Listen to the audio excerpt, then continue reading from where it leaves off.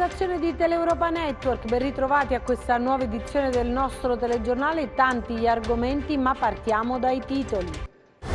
Presentate le liste per la partecipazione alla competizione elettorale del 26 gennaio. 4 i candidati alla presidenza: Iole Santelli, Pippo Callipo, Francesco Aiello e Carlo Tanzi, supportati dalle liste collegate. Nel giorno dell'ufficialità dei prescelti per la carica di consigliere regionale, acque agitate nei partiti, la rabbia degli esclusi e anche nella Lega e polemica. L'ex sindaco di Riace è raggiunto da un avviso di garanzia, accusato di aver commesso irregolarità nel rilascio dei documenti di identità ai immigrati. Rifarei ciò che ho fatto, dice. Nuova frontiera per la diagnosi e la cura dei tumori della mammella. Al Pugliese Ciaccio nasce un centro certificato costituito da un pool multidisciplinare. Obiettivo: ridurre i viaggi della speranza. Un progetto realizzato dall'Università della Calabria consentirà ai visitatori del Museo di Capocolonna di immergersi nelle acque per osservare i fondali con l'ausilio delle nuove tecnologie. Domani sarà l'ultima sfida dell'anno e del girone d'andata per Cosenza e Crotone, che puntano al tris di vittorie. I lupi in trasferta con la Juve Stabia, i pitagorici ospiteranno il Trapani. Ancora buonasera ad Anna Franchino, ben ritrovati a questa nuova edizione del nostro telegiornale. Lo avete visto dai titoli in apertura. Parliamo di politica perché oggi è stato il giorno della presentazione delle liste. Saranno 4 i candidati ufficiali alla presidenza per le regionali, in programma il 26 di gennaio. Noi abbiamo seguito in diretta proprio la presentazione ufficiale con i collegamenti dalle varie province. Ma vediamo invece a Catanzaro come è andata. Per noi ha seguito l'evento il collega Gianluca Pasqua. Oggi fino alle 12 sono arrivati i delegati dei vari partiti e movimenti per presentare le liste. Non sono mancati i colpi di scena e vi dico che in questo momento è in atto il tentativo da parte di una lista di sanare una situazione che si è verificata questa mattina con l'assenza di una certificazione importante, ossia il certificato, la dichiarazione di collegamento alla lista regionale da parte di 10 idee per la Calabria, una delle liste a supporto, che dovrebbero essere a supporto di Pippo Callipo. Inizio così con la notizia di questo momento perché alle 14:20 si sono presentati dei delegati di questa lista per tentare di sanare una situazione che al Tribunale di Catanzaro non è stato possibile sanare in quanto non sono stati accolti visto che erano scaduti i termini. Sono presentati quindi qui in Corte d'Appello, dove ha sede la Commissione Centrale Elettorale, che fino a domani alle 12 analizzerà la documentazione che è stata presentata. È un controllo che si basa in particolare sull'identità del presentatore, sull'orario di presentazione, quindi entro le 12, sulla documentazione allegata, eventuali presenze di incandidabilità di alcune persone inserite in lista, i certificati elettorali, le dichiarazioni di collegamento appunto. Proprio questo, come sentite, si alza anche il tono, la voce, perché c'è una discussione in corso e si sta cercando di capire che margini ci sono, anche perché poi la Commissione elettorale centrale ha un ruolo ben definito, quello di valutare con assoluta freddezza i documenti che vengono presentati. Non ci può essere elasticità, diciamo, quindi o si è dentro o si è fuori, ma questo lo sapremo alle 12 di domani per quanto riguarda questa lista e le altre presentate naturalmente, che devono sottoporsi al vaglio della Commissione.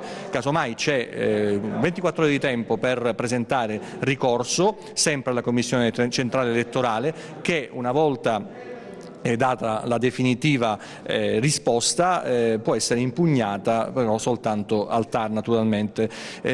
Torniamo alle liste e andiamo in ordine alfabetico.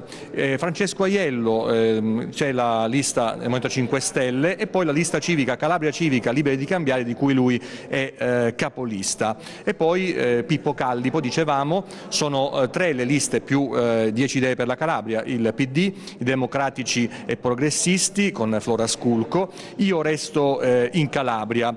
Per quanto riguarda il PD, nella circoscrizione centrale, ossia questa di Catanzaro, ci sono i nomi di Carolina Girasole, ricorderete l'ex sindaco di Isola Caporizzuto, e Angela Robbe, l'ex assessore. Iole Santelli ha a supporto 6 liste. Forza Italia, qui nella circoscrizione centrale figura Domenico Tallini, che abbiamo incontrato poco fa all'esterno della Corte d'Appello, la Lega, Fratelli d'Italia con Amedeo Nicolazzi, per esempio il sindaco di Bettina Policastro, la Casa delle Libertà, l'UDC con Mario Magno, ex consigliere regionale, e Tonino Scalzo, ex presidente del Consiglio regionale, e Santelli presidente, la sesta lista, con Vincenzo Pasqua, consigliere regionale del Vibonese, e Sergio Torromino invece del Crotonnese. Carlo Tanzi ha 3 liste a supporto: Tesoro di Calabria, che coinvolge tutte e 3 le circoscrizioni, la nord, la centro e la sud, e invece Calabria Pulita e Calabria Libera, che si riferiscono invece alle circoscrizioni nord, quindi a una sola circoscrizione, Calabria Libera e Calabria Pulita.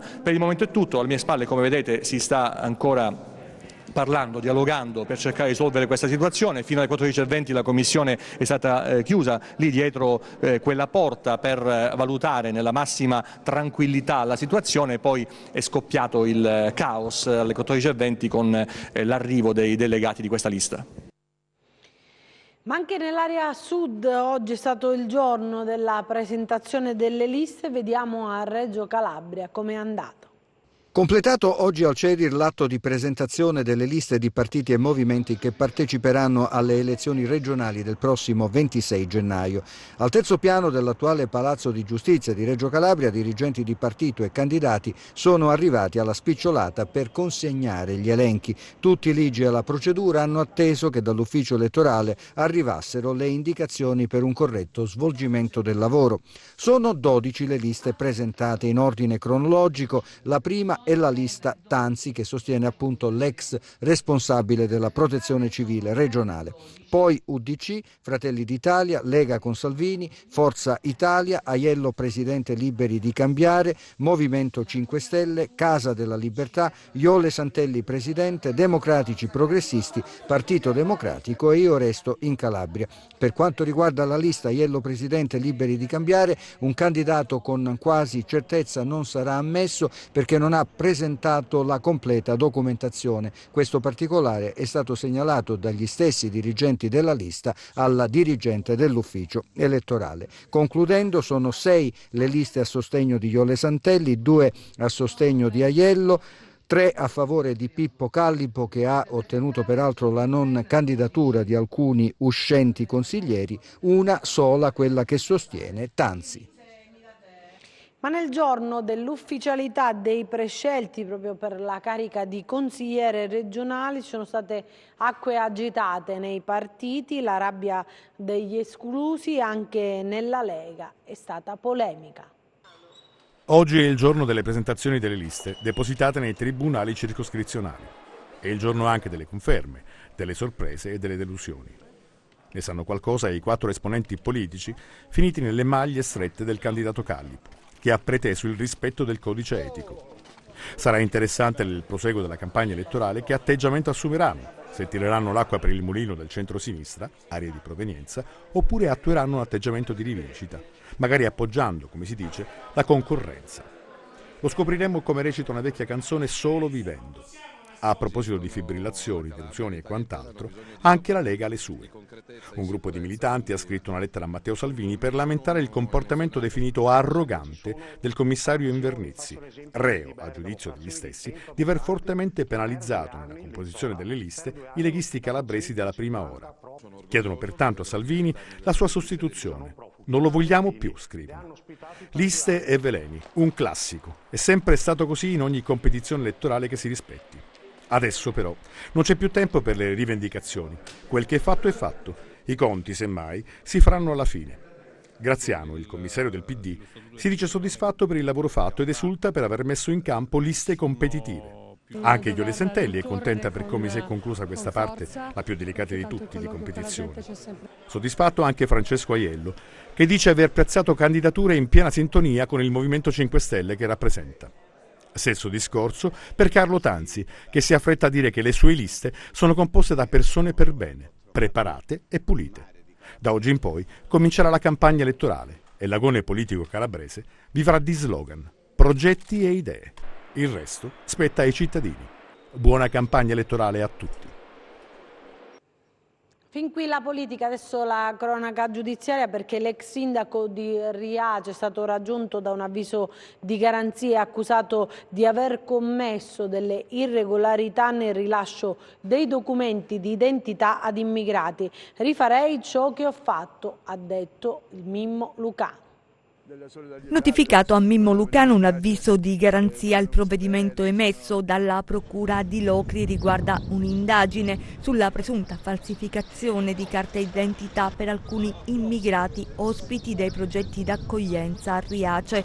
La Guardia di Finanza e il municipio ha acquisito gli atti sulla gestione degli SPRAR dal 2014 al 2018. L'ex sindaco di Riace spiega che sì, le 2 carte d'identità contestate sono state rilasciate a una donna eritrea e a suo figlio di pochi mesi che erano inseriti in un progetto di accoglienza al CAS di Riace. Lo rifarei, ha precisato Mimmo Lucano, spiegando inoltre che la prefettura aveva chiesto l'inserimento per madre piccolo e noi avevamo detto di sì perché c'era la disponibilità.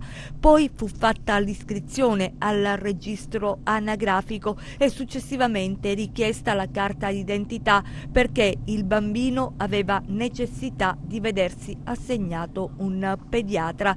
I fatti risalgono al 2016. All'ex primo cittadino viene contestato il fatto che la carta d'identità sia stata rilasciata nonostante la donna e il bambino non avessero il permesso di soggiorno.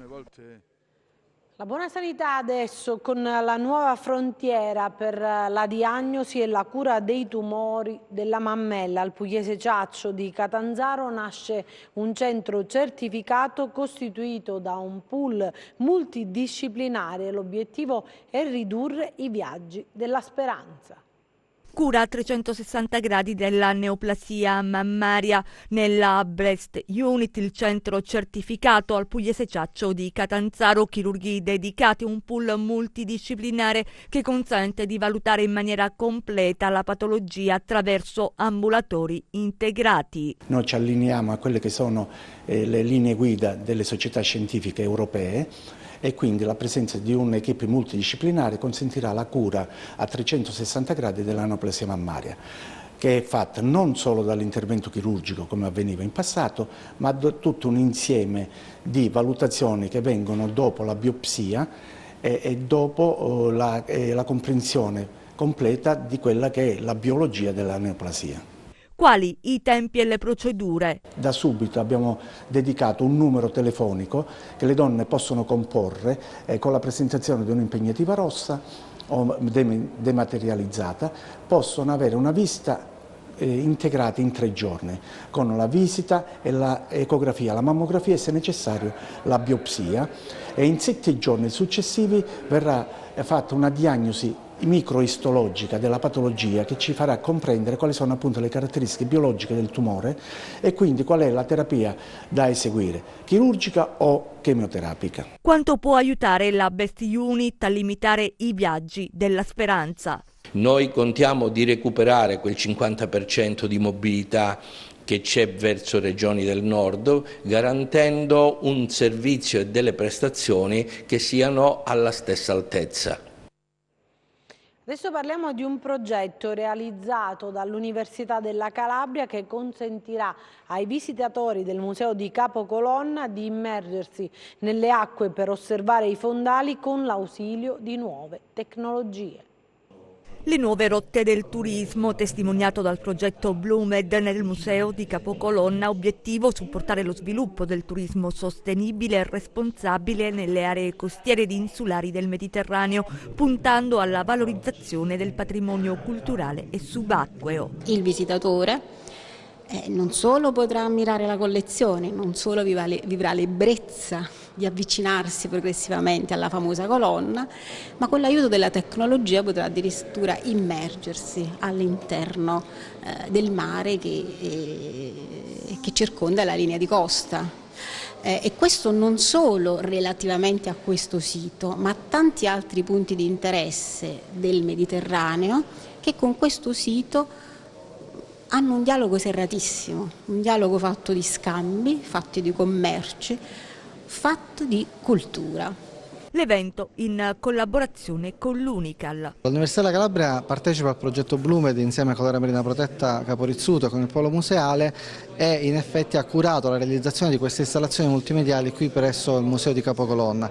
Quindi oltre a svolgere il ruolo nel progetto per la realizzazione di alcuni studi relativi alla valorizzazione del patrimonio archeologico subacqueo a fini turistici, nello specifico qui presso il Museo di Capocolonna abbiamo realizzato l'installazione di 2 sistemi di realtà virtuale per immergersi nei relitti sommersi del Mediterraneo, un museo virtuale che contiene alcuni reperti sempre di provenienza subacquea, quindi legati all'archeologia subacquea, e poi abbiamo messo in funzione la sala virtuale con un grande schermo per la proiezione di alcuni video, di cui uno relativo proprio all'area marina protetta Capo Rizzuto.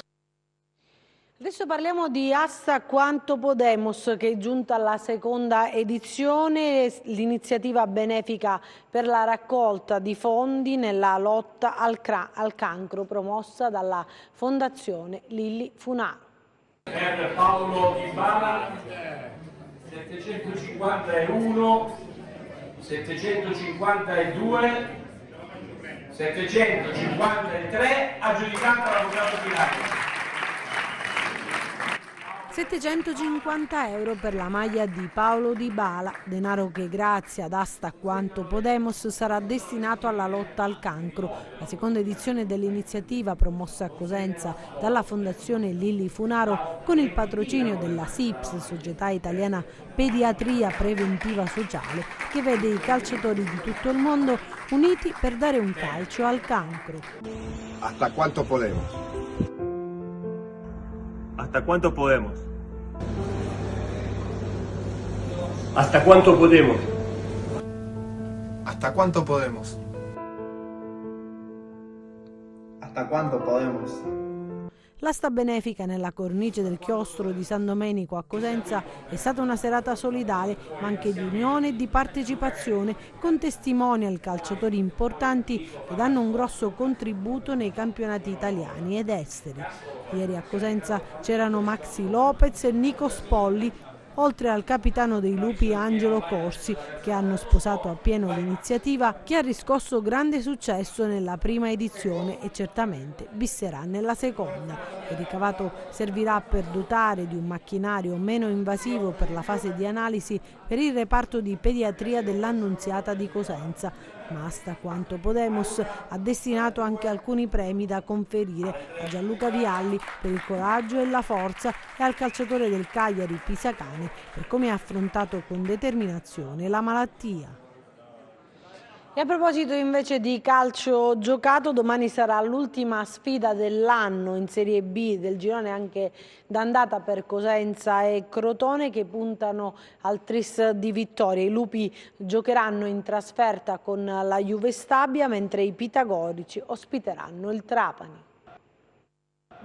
Crotone Trapani e Juve Stabia Cosenza chiudono il girone d'andata del campionato di Serie B, domani in campo per l'ultima gara dell'anno, poi la lunga sosta per rifiatare, ma intanto serve un ultimo sforzo per non sprecare quanto di buono fatto nelle ultime sfide. I Lupi a caccia del tris, dopo Pisa ed Empoli serve una bella prova in questa gara che, vista la classifica, ha il sapore salvezza. Non ci sarà Bruccini squalificato, ma il mister in queste ore sta già valutando come sostituirlo e quale 11 competitivo mandare in campo al Menti. I campani sono reduci da 3 risultati utili consecutivi e puntano al poker. Il segnale più grosso questa squadra lo dà sull'aggressività, sulla voglia di creare occasioni, sulla voglia di correre, sulla voglia di portare in fondo il risultato, che erano tutte cose che prima eravamo altalenanti.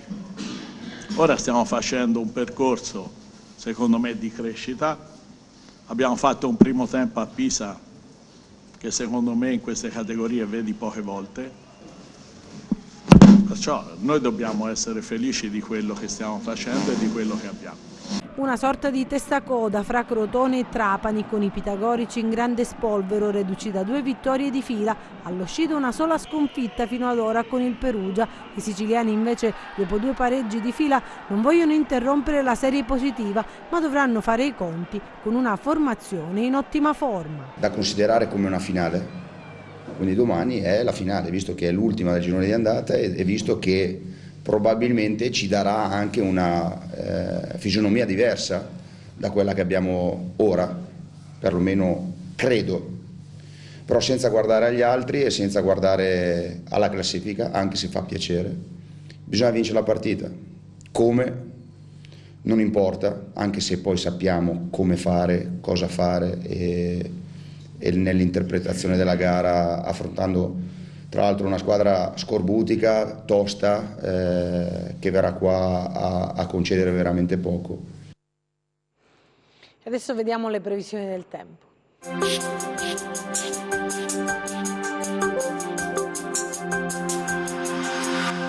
L'elevazione dell'alta pressione sin verso la Gran Bretagna e la penisola scandinava sta favorendo la discesa di una massa d'aria di origine artica che apporterà un sensibile abbassamento delle temperature su tutta la regione, con possibilità anche di deboli nevicate sino a basse quote. Tale fase fredda continuerà per diversi giorni, con momento clou proprio in corrispondenza del weekend, mentre a partire dal giorno di San Silvestro si allenterà un po' con temperature comunque che resteranno sempre leggermente al di sotto delle medie stagionali. Domani parzialmente nuvoloso, a tratti nuvoloso su tutta la regione, con nuvolosità più estesa sui versanti ionici del Cosentino, su Crotonese, su Vibonese e sul Reggino Tirrenico. Deboli nevicate su aree del Pollino oltre i 300 metri, sulla Sila Greca e sulla Sila Grande oltre i 400 metri. Aspromonte e Serre oltre i 500-600 metri. Deboli nevicate potrebbero localmente sconfinare anche a quote inferiori. Temperature in ulteriore calo, abbondantemente sotto le medie del periodo. Passiamo al comportamento di mari e venti. Domani mari quasi ovunque molto mossi, solo il Mar Tirreno Cosentino sarà mosso, ventilazione sempre dai quadranti settentrionali, moderata a tratti forti sul Tirreno, forte sullo Ionio. Per ulteriori approfondimenti vi rimando al sito www.meteoincalabria.com e alla nostra pagina Facebook Meteo in Calabria. Anche per noi è tutto, io mi fermo qui, non ci sono ulteriori aggiornamenti, restituisco la linea alla rete, grazie per averci seguito e buon proseguimento con i nostri programmi, arrivederci.